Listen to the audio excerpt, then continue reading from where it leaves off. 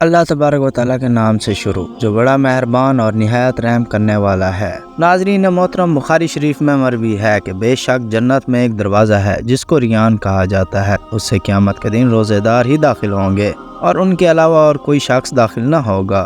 کہا جائے گا کہ روزے دار کہاں ہے؟ پس یہ لوگ کھڑے ہوں گے اور ان کے علاوہ کوئی اور اس دروازے سے داخل نہ ہوگا۔ جب یہ لوگ داخل ہو جائیں گے تو دروازے کو بند کر دیا جائے گا، پس پھر کوئی اس دروازے سے داخل نہ ہو سکے گا۔ اور حضرت سیدنا ابو ہریرہ رضی اللہ تعالیٰ عنہ سے مروی ہے کہ حضور اکرم صلی اللہ علیہ وآلہ وسلم نے ارشاد فرمایا، جس نے رمضان کا ایک روزہ بغیر رخصت اور بغیر مرض کے افطار کیا، یعنی نہ رکھا، تو زمانے بھر کا روزہ بھی اس کی قضا نہیں ہو سکتا، اگرچہ بعد میں روزہ رکھ بھی لے۔ یعنی وہ فضیلت جو رمضان المبارک میں روزہ رکھنے کی تھی، اب وہ کسی طرح سے اس کو حاصل نہیں ہو سکتی۔ اور جو لوگ روزہ رکھ کر بغیر کسی صحیح مجبوری کے توڑ ڈالتے ہیں تو وہ لوگ اللہ عز و جل کے قہر و غضب سے خوب ڈریں۔ چنانچہ حضرت سیدنا ابو امامہ باہری رضی اللہ تعالی عنہ فرماتے ہیں کہ میں نے حضور اکرم صلی اللہ علیہ وآلہ وسلم سے یہ فرماتے ہوئے سنا کہ میں سویا ہوا تھا تو خواب میں دو شخص میرے پاس آئے، مجھے ایک دشوار گزار پہاڑ پر لے گئے۔ جب میں پہاڑ کے درمیانی حصے پر پہنچا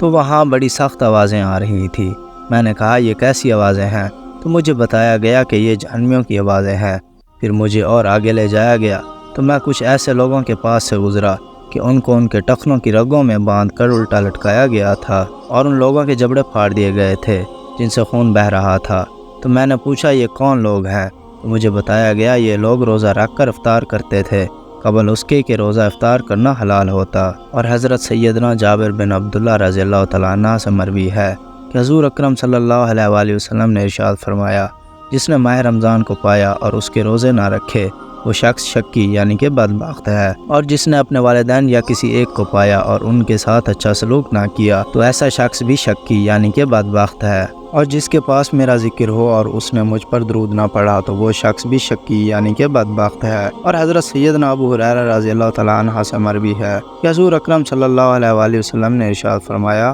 اس شخص کی ناک مٹی میں مل جائے کہ جس کے پاس میرا ذکر کیا گیا تو اس نے میرے اوپر درود نہیں پڑھا، اور اس شخص کی ناک مٹی میں مل جائے جس پر رمضان المبارک کا مہینہ داخل ہوا پھر اس کی مغفرت ہونے سے قبل ہی گزر گیا۔ ناظرین محترم، یہ بات یاد رکھیں کہ روزے کی اگرچہ ظاہری شرطیں یہی ہیں کہ روزہ دار قصداً کھانے پینے اور جماعت سے باز رہے، تاہم کہ کچھ باطنی آداب بھی ہیں کہ جن کا جاننا ضروری ہے تاکہ حقیقی معنوں میں ہم روزے کی برکتیں حاصل کر سکیں اور روزہ نہ رکھنے کے آداب سے محفوظ رہیں۔ چنانچہ روزے کی 3 درجے ہیں، ایک عوام کا روزہ ہے اور ایک خاص لوگوں کا روزہ ہوتا ہے اور ایک خاص الاخلاص کا ہوتا ہے۔ روزے کے لغوی معنی رکنا، لہٰذا شریعت کی اصطلاح میں صبح صادق سے غروب آفتاب تک قصداً کھانے پینے اور جماعت سے رکے رہنے کو روزہ کہتے ہیں، اور یہی عوام یعنی عام لوگوں کا روزہ ہے۔ کھانے پینے اور جماعت سے رکے رہنے کے ساتھ ساتھ جسم کے تمام مذاق و برائیوں سے روکنا خواص یعنی کہ خاص لوگوں کا روزہ ہے، اور اپنے آپ کو تمام تر امور سے روک کر صرف اور صرف اللہ عز و جل کی طرف سے متوجہ ہو جانا، یہ اخص الخواص یعنی خاص الخاص لوگوں کا روزہ ہے۔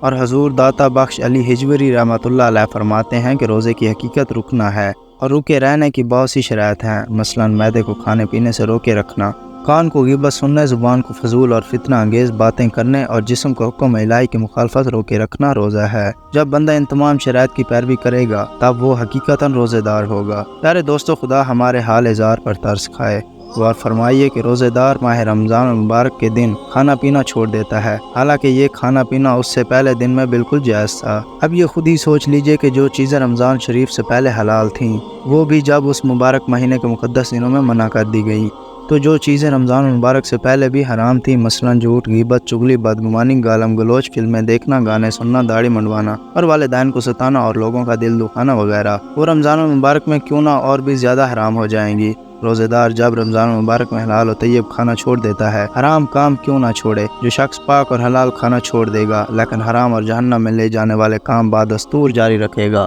تو وہ کسی قسم کا روزے دار نہیں ہو سکتا۔ چنانچہ حضور اکرم صلی اللہ علیہ وآلہ وسلم نے ارشاد فرمایا، جو بری بات کہنا اور اس پر عمل کرنا نہ چھوڑے تو اللہ عز و جل کو اس کی حاجت نہیں کہ اس نے کھانا پینا چھوڑ دیا ہے یا پھر نہیں چھوڑا۔ حضرت مولا علی قاری رحمۃ اللہ علیہ فرماتے ہیں کہ بری بات سے مراد ہر ناجائز گفتگو ہے، جیسے بہتان، جھوٹ، غیبت، تہمت، گالی اور لعن طعن وغیرہ، جن سے بچنا ضروری ہے۔ اور ایک اور مقام پر حضور اکرم صلی اللہ علیہ وآلہ وسلم نے ارشاد فرمایا، صرف کھانے پینے سے باز رہنے کا نام روزہ ہرگز نہیں، बल्कि रोज़ा तो ये है कि बेहुदा बातों यानी वो बातें जिसके करने से मासी यानी नाफरमानी का अंदेशा हो उससे बचा जाए, उसको रोज़ा कहते हैं। नाज़रीन मोहतरम, इन तमाम तर रिवायात से पता चला कि जिस तरह से रमज़ान मुबारक में रोज़ा रखने की बहुत ज़्यादा फजीलत है, इसी तरह से रमज़ान मुबारक में रोज़ा रख कर जल्दी इफ्तार कर लेने यानी कि अपने रोज़े को तोड़ डालने पर अल्लाह तबारक व तआला का बहुत ही ज़्यादा कहर व गज़ब नाजिल होता है। जब रोज़ा रख कर रोज़ा तोड़ डालने वालों का ये हाल है तो वो लोग जो सिरे से ही अल्लाह तबारक व तआला के अहकाम की नाफरमानी करते हुए रोज़ा ही नहीं रखते,